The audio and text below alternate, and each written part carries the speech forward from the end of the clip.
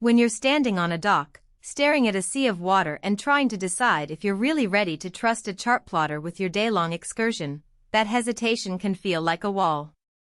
You've probably seen glossy ads promising instant navigation and perfect fish finding, but the real question is whether the device actually fits into the routine you already have on the water. That's why I'm going to walk through the Garmin GPSMAP 743 the way a seasoned boater would, looking at setup quirks, daily usability, hidden trade-offs, and where the actual value lives. Link is in the description if you want to check the product details on Amazon. First off, the GPSMAP 743 is a 7-inch marine chart plotter that comes pre-loaded with Navionics Bliss charts.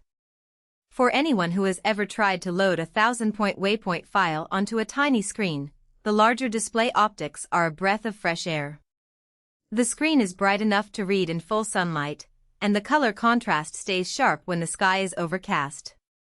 What that means in practice is that you can glance at your route while you're pulling in a line or adjusting a sail, without squinting or having to tilt the unit.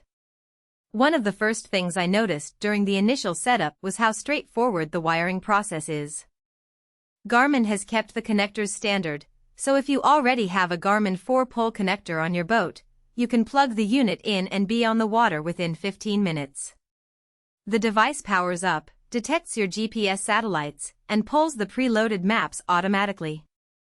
There's no need to burn a CD or download a massive map package first. The onboard storage is already filled with the Navionics Bliss coastline data, which covers most inland lakes and coastal waters in North America. For a first-time chart plotter buyer, that eliminates a whole class of "do I need a laptop to update the maps?" anxiety. Now, the GPSMAP 743 is marketed as a non-sonar unit, which means the hardware itself doesn't include a sonar transducer. That's a point that trips up a lot of newcomers. If you plan to use fish finding or depth sound capabilities, you'll need to pair the chart plotter with a compatible Garmin sonar module, such as the Panoptix series. The good news is the unit's firmware is designed to accept those inputs seamlessly, and the screen will switch between chart view and sonar view with a single tap. The downside is that you can't just buy the GPSMAP 743 and expect depth readings out of the box. There's an extra hardware cost and an extra installation step. In terms of everyday use, the interface feels familiar if you've ever touched a Garmin handheld GPS. The main menu is a simple row of icons: map, nav, waypoints, and settings. Selecting nav drops you straight into a route planner that lets you drop waypoints by tapping the screen, then automatically connects them into a breadcrumb line. The unit remembers up to 500 waypoints, which is more than enough for a day of island hopping or a multi-day offshore cruise. I tested the route planning on a lake with a lot of narrow channels, and the unit recalculated my path instantly when I moved off the plotted line. That kind of on-the-fly adjustment is where the device proves its worth. You don't have to stop and re-enter coordinates, you just tap reroute and keep moving.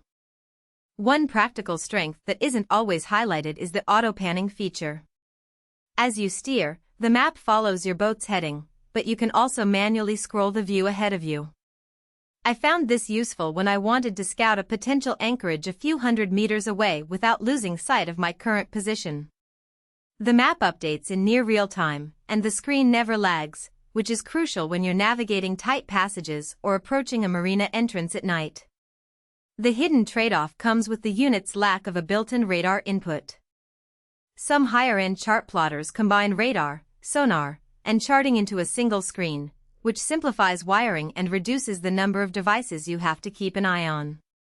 With the GPSMAP 743, you'll need a separate radar unit and a way to mount it, which can clutter the helm area for smaller boats. If your boat already has a radar and you're comfortable switching between two screens, that's fine. But if you were hoping for an all-in-one solution, you might find the extra equipment a bit of a hassle. Battery consumption is another real-world consideration. The GPSMAP 743 draws roughly 4 watts when the backlight is at 50%, so on a 12-volt system it pulls about 0.33 amps.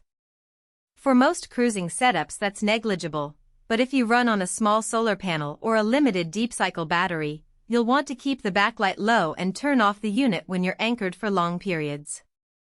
The unit does have an auto-sleep function that kicks in after 10 minutes of inactivity, which helps preserve power without you having to remember to power it down.